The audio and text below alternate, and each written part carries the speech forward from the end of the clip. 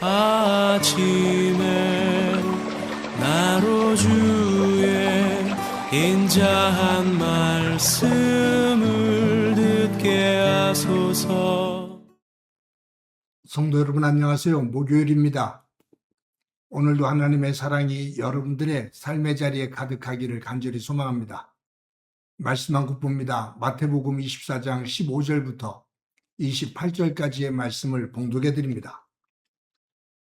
그러므로 너희가 산 선지자 다니엘이 말한 바 멸망에 가증한 것이 거룩한 곳에 선 것을 보거든 그때 유대에 있는 자들은 산으로 도망할지어다. 지붕 위에 있는 자는 집 안에 있는 물건을 가지러 내려가지 말며 밭에 있는 자는 겉옷을 가지러 뒤로 돌이키지 말지어다. 그날에는 아이벤 자들과 젖 먹이는 자들에게 화가 있으리로다. 너희가 도망하는 일이 겨울에나 안식일에 되지 않도록 기도하라. 이는 그때 큰 환란이 있겠음이라. 창세로부터 지금까지 이런 환란이 없었고 후에도 없으리라. 그 날들을 감하지 아니하면 모든 육체가 구원을 얻지 못할 것이나 그러나 택하신 자들을 위하여 그 날들을 감하시리라. 그때 사람이 너희에게 말하되 보라 그리스도가 여기 있다 혹은 저기 있다 하여도 믿지 말라. 거짓 그리스도들과 거짓 선지자들이 일어나 큰 표적과 기사를 보여 할 수만 있으면 택하신 자들도 미혹하리라. 보라 내가 너희에게 미리 말하였노라. 그러면 사람들이 너희에게 말하되 보라 그리스도가 광야에 있다 하여도 나가지 말고 보라 골방에 있다 하여도 믿지 말라. 번개가 동편에서 나서 서편까지 번쩍임 같이 인자의 임함도 그러하리라. 죽음이 있는 곳에는 독수리들이 모일 것이니라. 아멘. 예수님께서 성전에 들어가셔서 성전을 숙청하셨습니다. 그리고 다음날 또 성전에 다시 들어가셔서 서기관들과 바리새인들, 그 장로들과 논쟁을 하시죠. 그리고 대노하시며 그들을 향해 독사의 새끼들이라고 꾸짖습니다. 그리고 예수님께서 제자들을 데리고 성전 바깥으로 나오십니다. 제자들이 당시에 헤롯 왕이 짓고 있는 성전의 웅장함과 화려함을 보고 감탄을 하면서 주님, 이 돌들을 좀 보십시오 라고 말하면서 그 성전을 짓는 그 대리석들을 손으로 만져요. 어마어마한 크기의 성전이었거든요. 그때 예수님께서 돌 위에 돌 하나 남지 않고 무너지는 그날이 곧 오리라 라고 말씀하셔요. 그때 제자들이 깜짝 놀랍니다. 그러면서 계속 이어서 질문을 해요. 어느 때 이런 일이 일어납니까?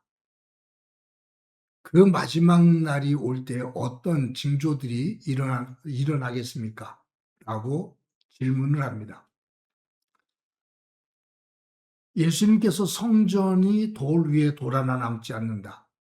다 무너지는 그날이 온다. 라는 말씀을 제자들이 들었을 때 그들은 귀가 버쩍 열렸어요. 왜냐하면 제자들이 기대하고 있는 것이 있거든요. 예수님께서 이제 예루살렘에 올라오셨는데 그 능력과 또 그 지혜를 가지고 헤롯 왕을 쫓아내고 그리고 로마 제국을 무너뜨리고 이스라엘을 로마의 식민지로부터 해방을 시키신 이후에 다윗 왕과 같은 그 제국, 다윗 왕국과 같은 그 제국을 만드시는 날이 곧 오겠구나라는 기대를 한 거죠. 여기 돌 위에 돌 하나 남지 않는다라는 이 말씀을 들었을 때 헤롯 왕 로마 제국을 무너뜨리는 그 날로 받아들인 거예요. 여러분, 제자들이 이처럼 헤롯 왕을 쫓아내고 로마 제국을 무너뜨린 다음에 다윗 왕국과 같은 왕국이 예수님을 통해서 들어서기를 원하는 이유는 단 한 가지죠. 예수님이 왕이 되시면 자신들이 가장 높은 자리에 앉아서 권력과 부를 누리며 세상을 호령하는 그 때가 이제 곧 오겠구나라는 생각입니다. 동상이몽이죠. 제가 며칠 전에도 동상이몽이라는 말을 했는데 지금 예수님과 제자들은 같은 자리에서 같은 상황을 보고 있어요.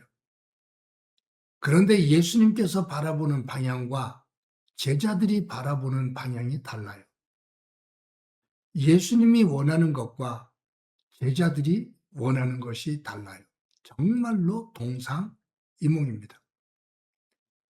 그때 예수님께서 이런 제자들의 상태를 아시기에 뭐라고 말씀하시냐면 끝까지 믿음을 지키는 자, 끝까지 견디는 자는 구원을 얻는다.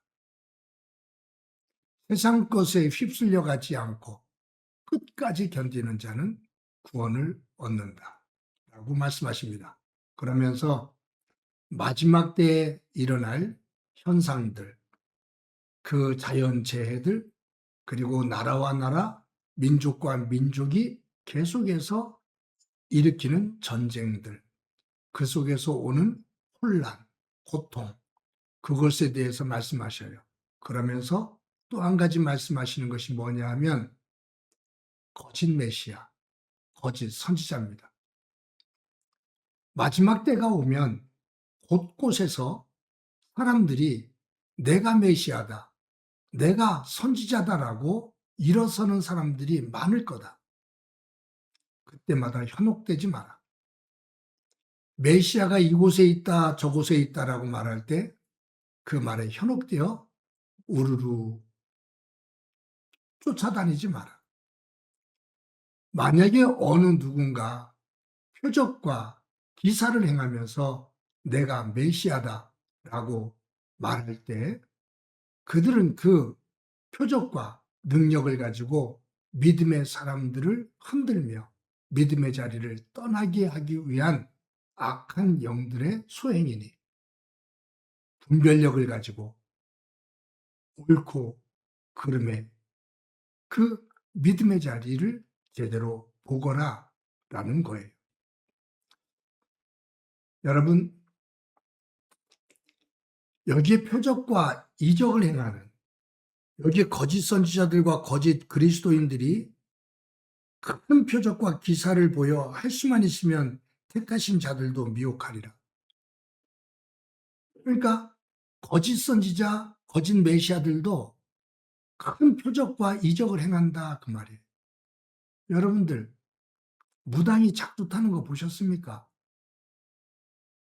또 세계 곳곳에서 브라질에도 있고 세계 여러 곳에 그런 사람들이 나타나고 있죠. 자신이 하나님의 아들이라고 내가 하나님이라고 말하면서 어떤 기도, 어떤 행위 이런 것을 통해서 기적들을 행해요. 사람 병을 치료하고요. 그런데 그 사람들의 행위를 끝까지 지켜보면 그의 끝자락은 매우 추합니다. 부정과 부패, 온갖 성적인 음란함 이런 것들로 이어지면서 그 추한 모습이 온 세상에 드러납니다. 그래서 이단이라는 단어의 뜻은 끝이 다르다라는 얘기예요. 처음과 중간에는 옳고 그름이 드러나지 않는다. 정말로 메시아 같다. 정말로 선지자 같다. 그런데 그 끝이 다르다. 여러분 우리나라에도 자신이 메시아라고 말하는 사람들이 많습니다. 자신이 하나님이라고 말하는 사람들이 많습니다. 그들이 말하는 것과 그들이 하는 의식들을 보면 정말로 천하거든요. 천박스러워요. 그리고 꼭 장난치는 것 같아요. 그들의 언행에는 정말로 천박함이 있습니다. 저렇게 말하고 저렇게 행동하고 저렇게 의식을 저렇게 행하고 사람들을 저렇게 대하는 모습이 하나님의 모습일까? 하나님의 성품일까 생각해 보면 전혀 아니죠. 하나님이 저렇게 하실까? 아니죠. 하나님의 아들이 저렇게 하실까? 아니에요. 절대로 아니에요. 그런데 사람들은 현혹이 되어 무너져요. 영적인 분별력이 없는 거예요. 말씀에 대한 박탈이 없어요. 예수님께서 나무는 열매를 보면 알 수 있다라고 말씀하시죠. 그 열매는 표적과 기사, 이적 이런 것들이 한 부분일 수 있지만 결국은 그런 모든 것들을 통해서 드러나는 것은 성령의 9가지 열매입니다. 하나님의 궁극적인 것은 거룩함입니다. 우리 하나님이 메시아라고 저렇게 떠들며 행동하는 천박한 모습의 저런 모습이 그런 모습이 하나님의 모습이라고 생각하셔요? 절대로 아닙니다. 사랑하는 성도 여러분, 저와 여러분이 믿는 하나님은 온 천지 우주 만물을 창조하신 분이십니다. 그분은 거룩하신 분이십니다. 오늘도 영적인 분별력을 가지고 눈에 보이는 것에 현혹되지 않고 하나님의 말씀을 중심으로 하나님의 거룩을 바라보고 그 거룩을 흠모하며 하나님의 말씀 안에 그 거룩의 질서를 만들어가는 소중한 한 날이 되어지고 그 위에 하나님의 은혜가 가득하기를 간절히 소망합니다. 한번 기도합니다. 하나님 감사합니다. 오늘도 소중한 날 주신 것 감사합니다. 세상이 혼란스럽고 특히 종교가 그 안에서도 기독교가 여러 가지로 아픔을 겪고 있고 또 혼란을 겪고 있는데 하나님 우리에게 분별력 주셔서 옳고 그른 것, 악한 영과 하나님의 영을 구분할 줄 아는 지혜로운 믿음이 되도록 은총 베풀어 주옵소서. 하나님의 거룩함이 있는지 돌아보게 하옵소서. 그 말과 행동과 삶의 행위 속에 하나님의 거룩함이 있는지 보게 하셔서 그것을 기준으로 참과 거짓을 가려내게 하옵소서. 오늘도 주께서 우리에게 분별력 주시기를 소망하며 예수님의 이름으로 기도드립니다. 아멘.